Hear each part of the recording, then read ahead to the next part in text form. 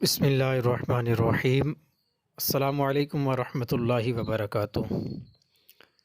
الحمدللہ عز و جل نگران شورا حاجی محمد عمران اتاری دامت برکاتہم العالیہ ان دنوں پنجاب کے دورے پر ہیں۔ آج بہاؤالدین زکریا یونیورسٹی ملتان میں ہونے والے عظیم الشان سیمینار میں نگران شورا کے بیان کا سلسلہ ہوا۔ اس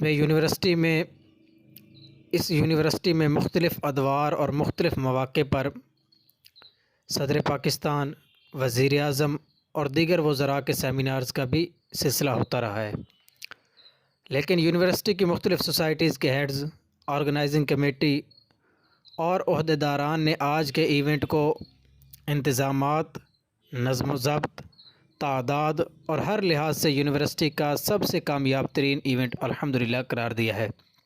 الحمدللہ رب العالمین۔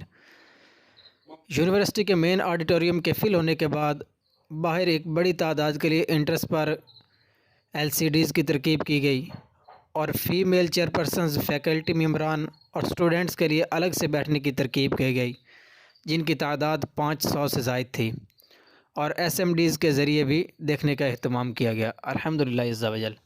یہ سب میرے پیر و مرشد حضرت علامہ مولانا ابو بلال محمد الیاس اتار قادری دامت برکاتہم العالیہ کی نظر عنایت اور ان کی پرخلوص جد و جہد کا نتیجہ ہے کہ الحمدللہ دعوت اسلامی کو اللہ پاک نے اتنی کامیابیوں سے نوازا ہے۔ آپ بھی آگے بڑھیے اور دعوت اسلامی کے دینی کاموں میں حصہ ملائیے۔